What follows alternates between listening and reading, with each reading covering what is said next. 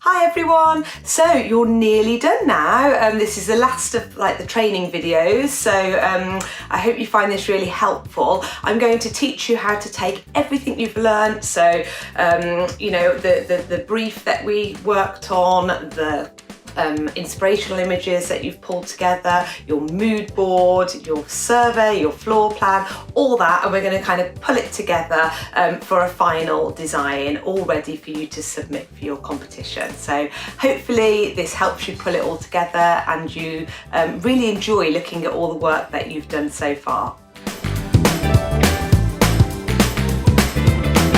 Now for the fun part, let's add the finishing touches to your design. So you've done lots of hard work in pulling together your mood board and your floor plans, so I'm going to show you how to just add those finishing touches and present it as an interior designer would to a client. So you've got your lovely mood board already and you've got your colour bar in whichever style that you want to do it, and some of the elements and some of the inspirational images which kind of creates a nice mood board.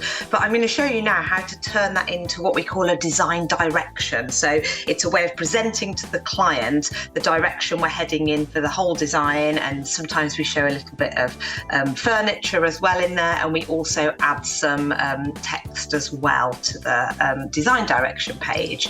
So you've got your lovely mood board that you've already done. So what I would do is just try and make a little bit of room to put some words on there, and something like this, it can just be bullet points just to let the client know that you've thought about the practicalities of the space and also the design. So this client wanted, remember Maisie wanted a double storage bed and some bedside tables with cosy reading lighting. She loved the blush and monochrome colours, but she'd also like a gallery wall with some fun artwork. She loved this kind of velvet pink sofa or an armchair, and she liked the idea of a spotty wall as well, and she really liked that hello sign. She loved the round mirror as well here, and she likes the idea of some brass accents, metal accents, and also she needs a comfortable study space for her senior school work. So that's kind of some bullet points just telling us what we need to think about with the room, and then we've put some of the items together on the page. Now I'm going to show you now how that is perfect as a design direction, or you can take it a little bit further, and we found this little cocktail sofa that she wanted for a room, so we could include this at this point. You could include some of the furniture that you may have already seen and found. So if you take that, and if we do that remove background tool, do you remember that? Oh, that's done it quite nicely. And keep changes. If we maybe delete that one because that was kind of an inspirational image, we could move this up maybe, and then we could pop this here. We could add that shadow. So if you right click and format the picture, do you remember we click on shadow and you can add that shadow, which kind of gives it that three-dimensional look. And then maybe I could just take the spotty cushion and copy and paste it and show how that might sit nicely on that sofa, maybe a little bit smaller than that. Yeah, so that kind of just adds, you can always add flooring under there, or you can add any furniture that you like, but that gives a little feel for the kind of colour scheme, the needs for the space, some of the elements that we might start to see in that final room design. So that's your design direction. So now I'm going to give you another example of a design direction I did for a children's bedroom as well, and I think I showed this earlier on in the process where we did the fun smiley faces for the colour bar. So you can see she wanted a locker, bedside table, and a few other items, artwork and cushions, but that's a really lovely mood board. But to turn it into a design direction, we've added another piece of furniture, a bed, and then I've shown those cushions on the bed how they could work by just copying and pasting them and popping them there with some shadows. Really simple to do with the skills I've taught you. And then I've added some bullet point notes on, all using PowerPoint as well. So it's Miami vibe, bright pastels, colour block wall, maybe some stripes. So I've shown those purple stripes there. Smiley face accessories, we've shown that cool smiley face lamp.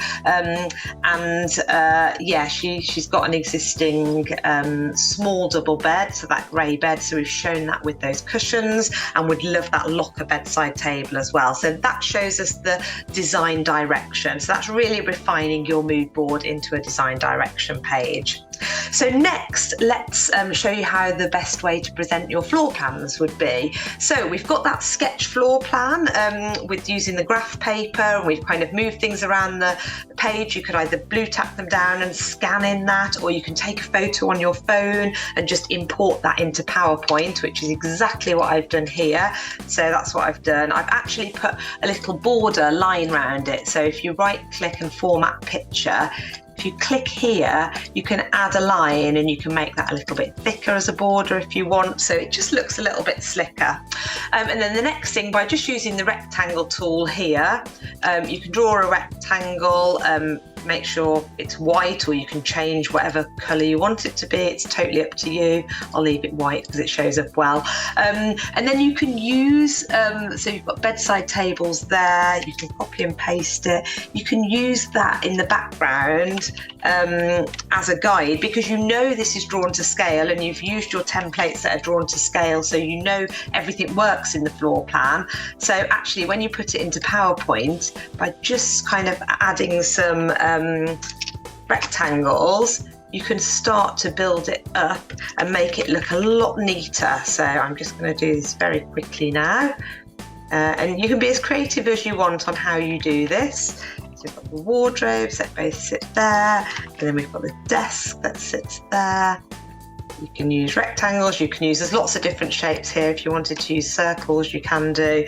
There's various different ones. Even if you needed to do a random shape, you can do that using that one as well. So yeah, those are all these tools that sit at the top.